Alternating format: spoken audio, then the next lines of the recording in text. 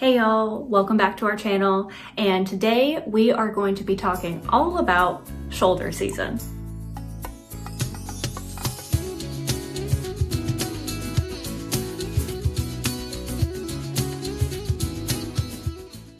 So the first thing we want to talk about is, what is the shoulder season?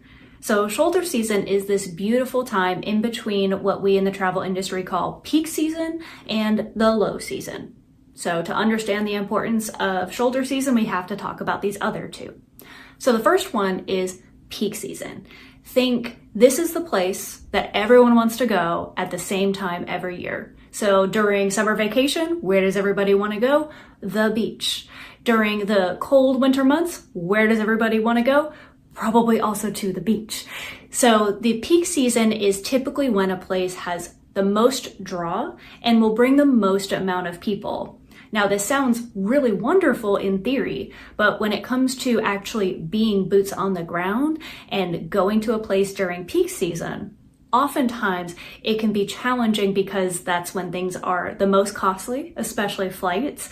That's when maybe some tours are more expensive, accommodations are more expensive. It's basic economic supply and demand. This is also the time that, because everybody wants to be there, everyone is there. And so you have really packed experiences, you have packed hotels, packed flights, longer lines and waiting for things. Oftentimes it can feel more crowded, more cramped in a city. Even out in the country, you might be waiting for longer for things because of just the sheer number of people that are in this place during this time. And because of the number of people, things might feel rushed too. So the local tour operators are having back-to-back things. That's when they're the most booked, but they might not have as much time afterwards to answer your questions about what restaurant should you go to, or just kind of talk about local cultural customs, because again, they have to get to their next thing because it's so busy. So now we understand what the peak season is.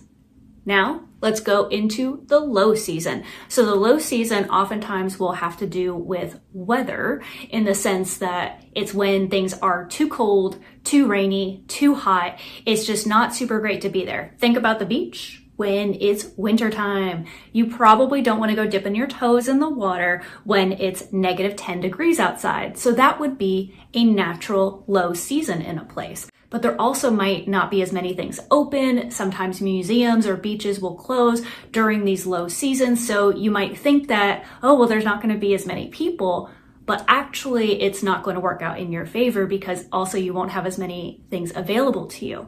So there you have it, peak season and low season. Now let's talk about the season that happens in between. So right after peak season and before low season, that's when you have the first shoulder season. Then you have another shoulder season from low season to peak season. So now that we understand what the shoulder season is and typically when it happens, let's talk about some of the benefits. So number one on the list is a better experience. Oftentimes going to a place during the shoulder season, honestly, it's just better. You don't have quite as many people that are in the streets that are trying to do the things that you're doing, so you can go at a little bit of a slower pace. A lot of times things are more available, there's more booking options. The weather is typically mild during shoulder season. So it's not going to be too terribly hot, it's not going to be too terribly cold, it's not going to be too terribly rainy. So it's just kind of in between. Again, shoulder season is really a transitional season. So even the weather is kind of in transition there. Reason number two that shoulder season simply rocks is the affordability. In all my years of tracking airline flights and looking for the best deals, I have found that consistently the best flight deals happen during a country or a region's shoulder season. And if you think about it, it makes sense. They want more people to come during that time because typically it's not the peak season. The airlines are trying to get more people to come, lowering their prices. We as travelers can take great advantage of that, especially if budget is a concern for you. During shoulder season, other things oftentimes are more affordable as well, because these small businesses, this is when things get a little bit lower from them in regard to bookings. So they're wanting to attract people to come and use their services. So things like accommodations are often more affordable. Tours, you can bundle those, or you can usually get a promotion or a discount during this time. They tend to be a little bit more affordable. And the nice part is what you save on the flight over, you can then put into better experiences, maybe more experiences, maybe another night out or an extra day there. Because you're saving money one place, you can now have a better overall experience when you're in country.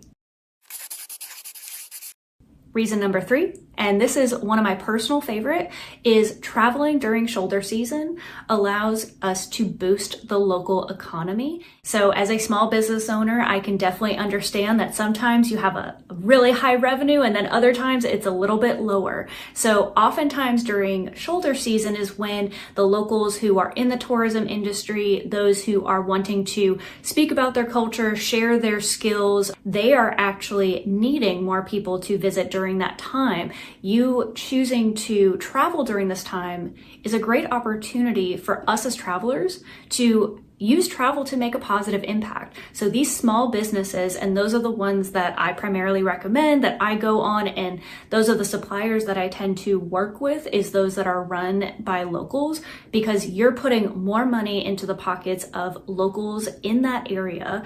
So this is a great way to economically boost things for the locals and help them have that steady income more regularly throughout the year.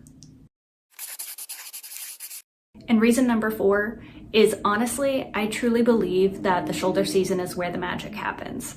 So this is where a lot of really beautiful things, either in nature or culturally, things happen all across the world, and people don't know about them as much. So a lot of times we focus on the Cherry Blossom Festival in Japan, which is beautiful and great. It's also during peak season. Everyone is in Japan during cherry blossom season. Things are very expensive, things are very crowded. It actually makes it harder on the locals because there's so many foreign people coming in all at one time. Well, how can we as travelers maybe help spread that out and reduce some of that over-tourism? Did you know that something similar happens in Buenos Aires around the October-November time? They have all these beautiful purple flowers that literally up and down almost every street in Buenos Aires, just blooming and all over the ground. It literally feels like you're in a fairy tale story. It's beautiful, but this happens during Buenos Aires's shoulder season. So we ended up going, I think end of November, a couple years ago.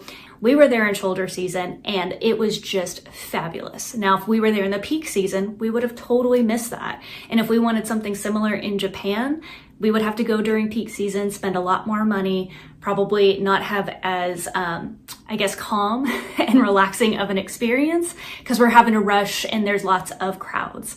So this is again a way that the shoulder season really shows how special it is and the amazing opportunity that you all can have as travelers and that I love to have as a traveler myself. Now, I will say with shoulder season, it can be a little bit funky to navigate because shoulder season is different for each country and oftentimes in each region as well. So even though Bolivia and Argentina are both in South America, they both have different peak season times, shoulder season times, and low season times throughout the year.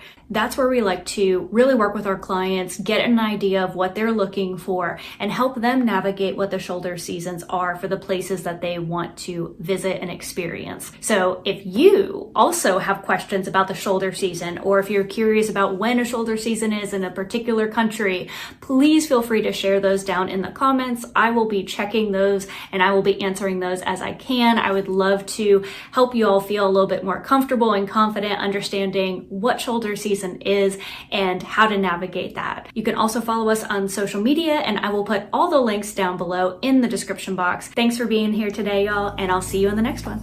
Bye.